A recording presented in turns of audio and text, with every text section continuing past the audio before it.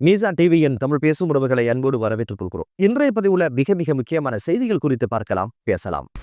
1000 குற்றவாளிகள் மன்னிக்கப்படலாம், ஒரு நிரபராதி தண்டிக்கப்படக்கூடாது என்பதுதான் நீதித்துறையுடைய அடிப்படை அம்சம். 1999ஆம் ஆண்டு இடம்பெற்ற ஒரு படுகொலை. 2015ஆம் ஆண்டு இருவருக்கு மரண தண்டனை தீர்ப்பு வழங்கப்படுது.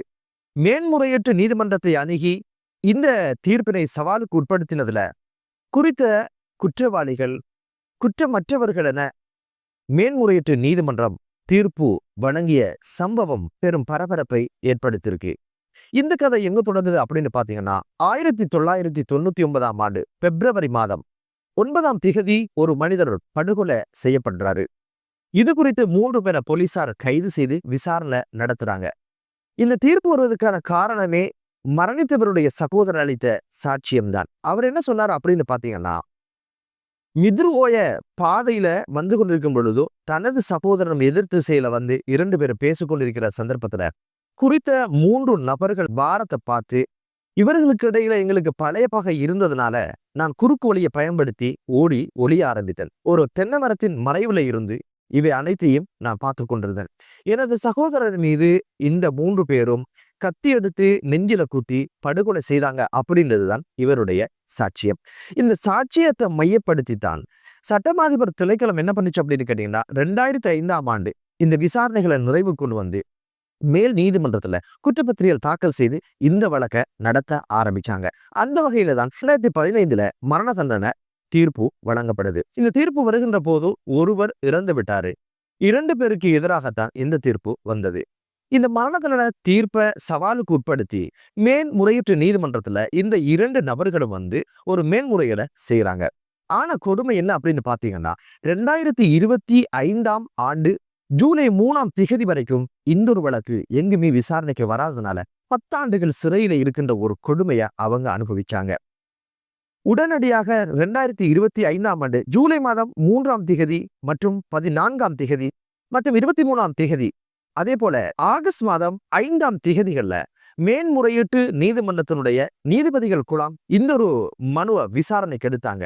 இந்த விசாரணையில தெரிய வந்த விஷயம் என்ன அப்படின்னு பாத்தீங்கன்னா, சாட்சியங்கள் அனைத்தையுமே ஒன்றுக்கொன்று முரணாக இருப்பதனால இங்க சந்தேகத்துக்கு இடமின்றி இவர்கள் குற்றவாளிகள் என்று காண முடியாது என்பதனால உடனடியாக இவர்களை இந்த குற்றத்தில் இருந்து விடுவித்து விடுதலை செய்த சம்பவம் பெரும் பரபரப்பை ஏற்படுத்தியிருக்குது.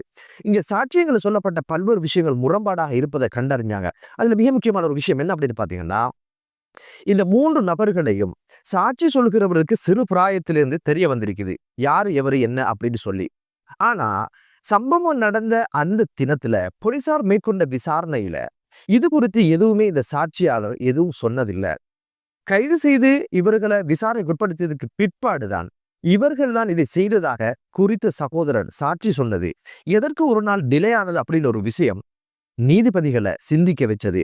நல்ல பரிச்சயமானவங்க இருந்தது சகோதரர் தைரியமா சாட்சி சொல்லியிருக்கலாமே என்ற ஒரு விஷயம் இங்கு பேசுபொருளாக மாறியது. அதற்கிணங்க இவர்கள் தான் இந்த குற்றத்தை செய்தார்கள் என்பதில் சந்தேகத்துக்கு இடம் என்று நிறுவ முடியாததனால இந்த குற்றவாளிகளை அல்லது சந்தேக நபர்களை இப்போது விடுதலை செய்திருக்கிறது நீதிமன்றம். இங்க சிந்திக்க வேண்டிய விடயம் என்ன அப்படின்னு பாத்தீங்கன்னா, மேன்முறையீட்டு நீதிமன்றத்தை அணுகிறது 2015. ஆனா வெறுமனே 4 அல்லது 5 தினங்கள்ல விசாரித்து முடிக்க வேண்டிய ஒரு சம்பவம் அல்லது ஒரு வழக்க கிட்டத்தட்ட 10 ஆண்டுகள் எடுத்துக்கொண்டதுனால ஒரு அப்பாவி குற்றமற்றவங்க 10 வருடங்கள் மரண தண்டனை கைதிகளாக சிறையில வாழுகின்ற ஒரு கொடுமையும் நடந்து முடிஞ்சிருக்குது. எனவே இந்த சிஸ்டம் நிச்சயமாக மாறணும் என்பதுதான் அனைவருடைய எதிர்பார்ப்பும். குற்றமற்றவன் தண்டனை பெறலாம், தண்டிக்கப்பட வேண்டியவன் காலகாலமாக வெளியில சுத்தி திரியலாம் என்ற ஒரு விஷயம் நடப்பதற்கான வாய்ப்புகள் உண்டு. என்னதான் இருந்தாலும் இந்த ஒரு விஷயம் குறித்து அரசு கூடிய கவனம் செலுத்தணும். காரணம் என்ன அப்படின்னு பாத்தீங்கன்னா, ஆஸ்திரேலியா, அமெரிக்கா போன்ற நாடுகள்ல விளக்க மறியலில் இருக்கின்ற காலத்திலே தீர்ப்பே கிடைச்சிருமாம். இதுதான் ஆரோக்கியமான விடயம். கிட்டத்தட்ட 1999ஆம் ஆண்டு இப்போதைக்கு 26 வருடங்கள் கடந்தாச்சு. குற்றவாளியை கண்டுபிடிச்சதும் கிடையாது, குற்றமற்றவனை தண்டிச்சும் முடிஞ்சாச்சு. எனவே இந்த நிலைகளை மாறணுமாக இருந்தால் புதிய தொழில்நுட்பங்களை பயன்படுத்தி துரிதகதி இந்த வழக்குகள் விசாரணை செய்யப்பட்டு பாதிக்கப்பட்டவர்களுக்கு நீதி கிடைப்பதோட குற்றம் செய்யாதவர்கள் தண்டிக்கப்படுகின்ற சூழ்நிலை இல்லாமல் ஆக வேண்டும் என்பதுதான் இப்போதும் எதிர்பார்க்கின்ற விடயங்கள். அடுத்த செய்தி குறித்து பார்க்கலாம். அது என்ன அப்படின்னு பாத்தீங்கன்னா, உயிர்த்த ஞாயிறு தாக்குதல் குறித்த சம்பவத்தில் எதிர்வரும் தினங்கள்ல மிக முக்கியமான இராணுவ வீரர்கள் கைது செய்யப்படலாம் என்ற ஒரு விஷயத்தை ஜனாதிபதி அனுரகுமார திசாநாயக்க அவங்க அமெரிக்காவில் நடந்த நிகழ்வு ஒன்றுல கூறிய ஒரு விஷயம் இப்போது பரபரப்பை ஏற்படுத்தியிருக்கு.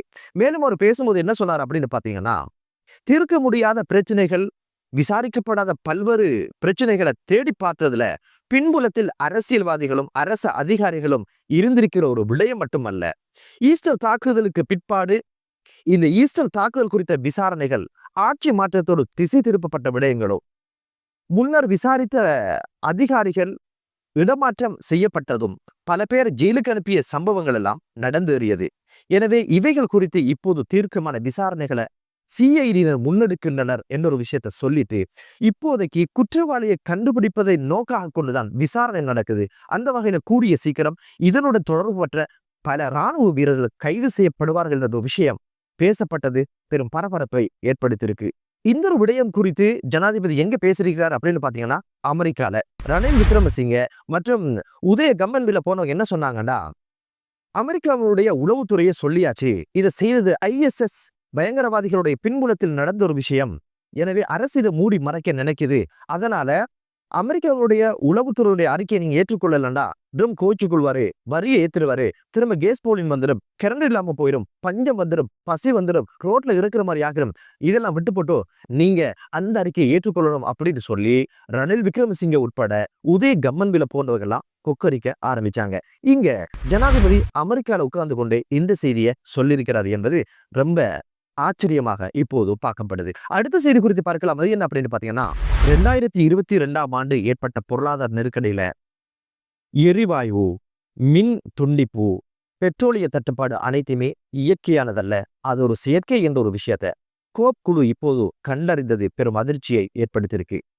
கோப் குழு தலைவர் காட்ட சாட்டமாக முன்வச்ச விடயங்கள் என்ன அப்படின்னு பாத்தீங்கன்னா, திரைசேரியில இருக்கிற பணத்தை கொள்ளையடிச்சாச்சு, பிறகு என்ன, மக்கள்கிட்ட இருக்கிற பணத்தை எப்படியாவது சூறையாடலாம் என்பதுக்கான ஒரு திட்டம் தான் அன்று ஏற்படுத்தப்பட்ட இந்த தட்டுப்பாடுகள் என்ற ஒரு விஷயத்த சொல்லிட்டு, முதலாவது விஷயம் அவர் என்ன சொன்னார் அப்படின்னு கேட்டீங்கன்னா, கேஸ் இல்லை அப்படின்னு சொல்லி பயங்காட்டி மக்களை ரோட்டுக்கு வர சொன்னீங்க, பெட்ரோல் இல்லைன்னு சொல்லி ரோட்டுக்கு வர சொன்னீங்க, பாதையில இருக்கிற மாதிரி சம்பவத்தை பண்ணி முடிச்சிங்க, பிறகு என்ன கேஸ் தாரதாக சொல்லி 2 கப்பல்ல கேஸ் வந்தாச்சு, ஓடி வாங்கன்னு சொல்லி கேஸை கொடுத்தீங்க. ஆனா வீடுகள்ல வெடிக்க ஆரம்பிச்சது, பல உயிர்களை அது காவு கொண்டது. இன்னொரு அறிக்கை என்ன சொல்லுது அப்படின்னு பாத்தீங்கன்னா, கிட்டத்தட்ட நாடு தழுவி அந்த காலப்பகுதியில எரிவாயு சிலிண்டர்கள் வெடிச்ச சம்பவங்கள் 847 பதிவானதுல 7 பேர் பலியானதோட 16 பேர் படுகாயமடைந்த சம்பவங்களும், பல வீடுகள் தீக்கிரையான சம்பவம் பதிவாகி இருந்ததை பார்க்க முடிந்தது. தரமான கேஸ் நாட்டுக்குள்ள வந்தாச்சு வாங்கன்னு சொல்லி கேஸை கொடுத்தீங்க, திடீரென 7500 ரூபாய்க்கு விற்க ஆரம்பிச்சீங்க. 1500 ரூபாய்க்கு இருந்த கேஸ் எப்படி 7500 ரூபாயாக மாறிச்சு?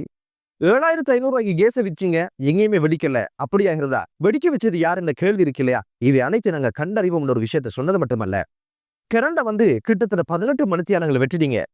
7வது படிக்கின்ற மாணவர்களுக்கு கிளந்தாங்க படிக்கணும், பாடங்களை விட்டு கெஞ்சி கேட்டதுக்கு கூட முடியாதுன்னு சொன்னீங்க.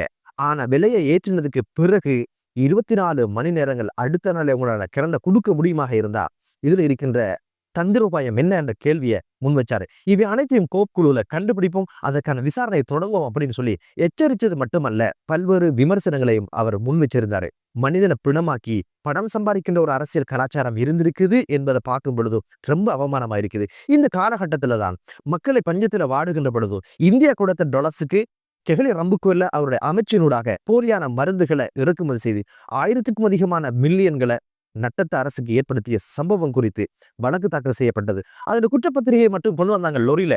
அதாவது கெஹலி ரம்புக்குள்ளோட உயரத்துக்கு அது இருந்ததை பார்க்க முடிந்தது. கெஹலி ரம்புக்குள்ளோட மாதிரி என்ன பண்ணினாரு, 27 கோடி கிட்டத்தட்ட 22 மாதத்துக்குள்ள சம்பாதிச்ச பணம் அந்த காலப்பகுதியில் நான் யோசிச்சு பாருங்களேன். ஆளுக்கால எப்படியெல்லாம் களவெடுக்க முடியுமோ அப்படியெல்லாம் களவெடுத்து ஒரு திட்டமிட்ட செயற்கை முறையிலான ஒரு தட்டுப்பாட்டை உருவாக்கி மக்களை பாதையில சாக வச்சு பணம் சம்பாதிச்ச கலாச்சாரம். நிச்சயமாக இதை திட்டமிட்டு செய்தவர்களுக்கு தண்டனை கிடைக்கணும். அந்த விசாரணைகள் சுயாதீனமாக எண்ணி நீதிமன்றத்தினூடாக தண்டனை கொடுப்பது என்பது பிறகு வருகின்ற காலங்கள்ல அரசு அதிகாரிகளாக சரியாக செயற்படுவதற்கான துணையாக அது இருக்கும் என்று கூறி ஊழலற்ற, ஆயுதமற்ற, போதையற்ற நாடு கிடைக்க வேண்டும் என்ற ஒரு பிரார்த்தனையோடு மற்றொரு காணொளியிலே உங்களை சந்திக்கும் வரை விடைபெறுகிறேன். நன்றி.